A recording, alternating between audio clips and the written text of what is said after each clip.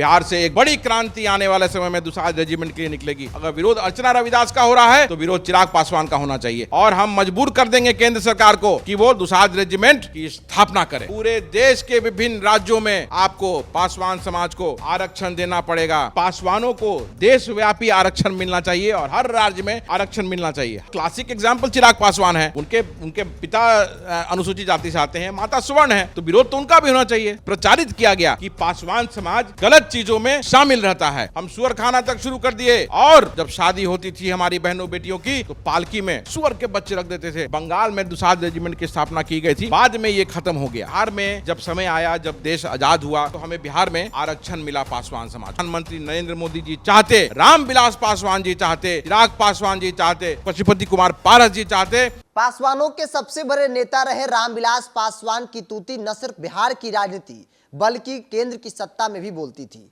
बावजूद भी पासवानों की अस्तित्व को लेकर जो मांग थे, अब तक ना तो रामविलास पासवान और ना ही किसी दूसरे पासवान नेता ने सदन के पटल पर रखा। आज भी वो मांग जायज है। मेरे साथ इसी मुद्दे पर बातचीत करने के लिए कांग्रेस सेवा दल यंग ब्रिगेड के बिहार प्रदेश अध्यक्ष आदित्य पासवान पासवान समाज से आते हैं। आपने पासवानों को लेकर कहा कि भाई पासवानों को बिहार में अनुसूचित जाति में तो शामिल किया गया, लेकिन राष्ट्रीय स्तर पर भी होना चाहिए। राष्ट्रीय स्तर पर पासवानों को सम्मान जो है वो पहचान मिलनी चाहिए।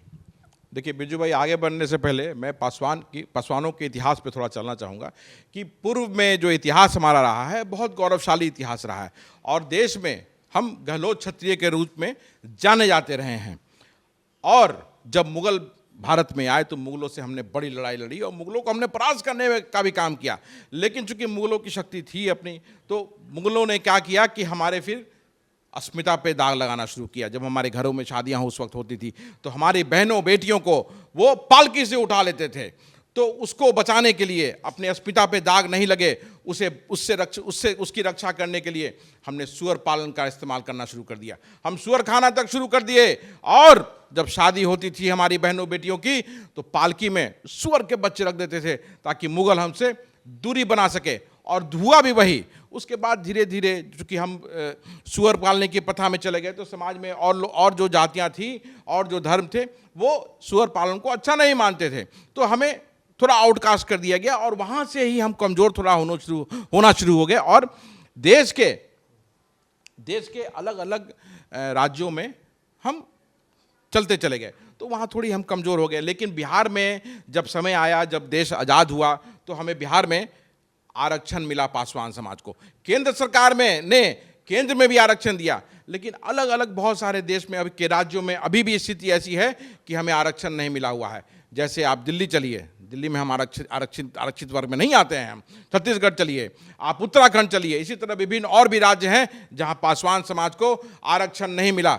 और अभी पिछले 10 वर्षों में ये उपयुक्त समय था। अगर सही में भारतीय जनता पार्टी कहती है और आदरणीय प्रधानमंत्री नरेंद्र मोदी जी चाहते, रामविलास पासवान जी चाहते, चिराग पासवान जी चाहते, पशुपति कुमार पारस जी चाहते, तो आज देश में प्राय हर जगह भारतीय जनता पार्टी की सरकार है। हर जगह पासवानों को आरक्षण मिल जाता, लेकिन कभी इस मांग को ना उठाया गया, पूरा करने की तो बात ही छोड़ दिए।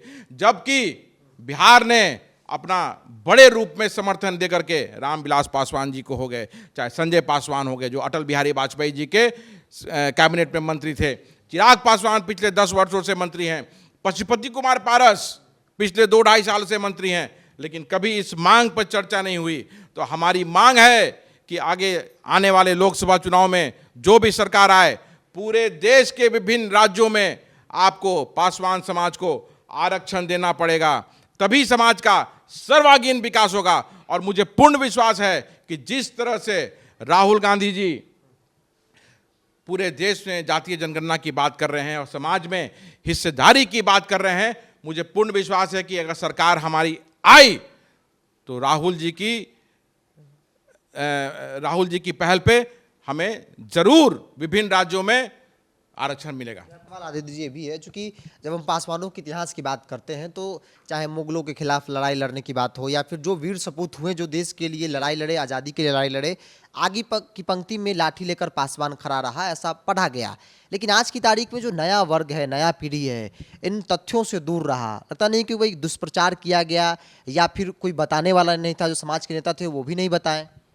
बहुत सही प्रश्न आपने किया। अभी क्या पिछले 6 महीने पहले केंद्र सरकार की टीम आई थी जो बिहार में जो डीनोटिफाइड जो कास्ट हैं केंद्र सरकार में, उनकी जानकारी लेने के लिए। और उसमें पासवान, चूंकि हम मुखर रूप से अपनी बातों को रखते हैं, समाज में रक्षा करने का काम बड़े रूप में हमने किया है, लेकिन दुष्प्रचारित किया गया कि पासवान समाज गलत चीज़ों में शामिल रहता है।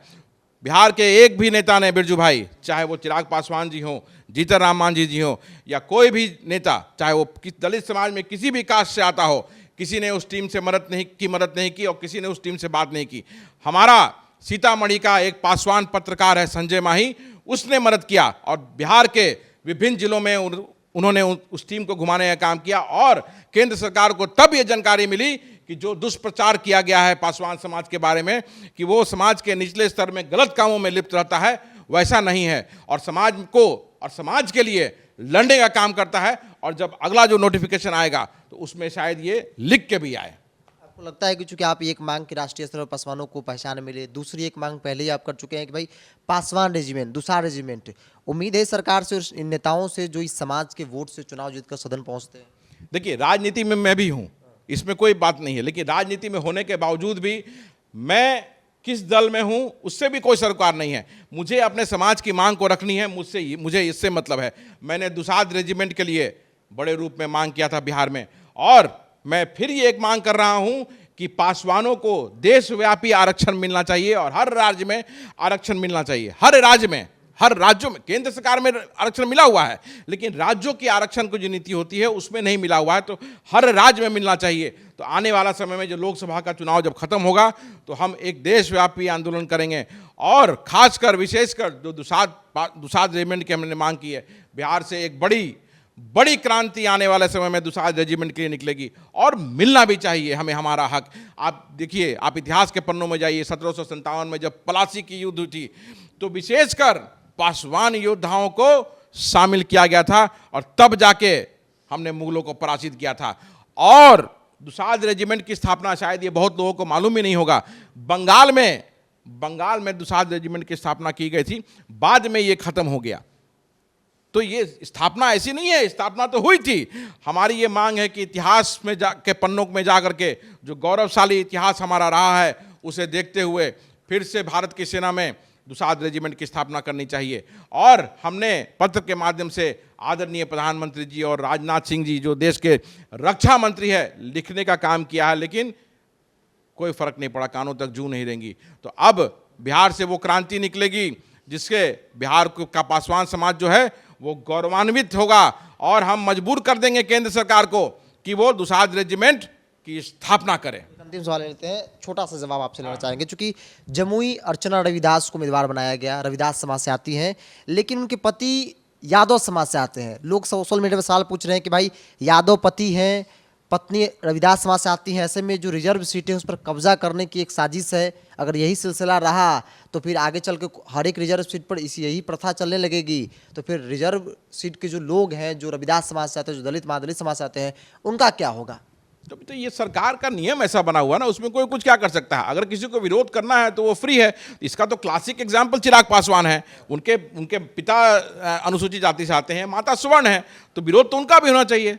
आज समाज के लड़के जो ये प्रश्न उठा रहे हैं कि जमुई से अर्चना रविदास को क्यों दिया गया, तो आप प्रश्न उठाइए कि चिराग पासवान को क्यों दिया गया। वो भी तो क्लासिक एग्जाम्पल है, ये है कि नहीं।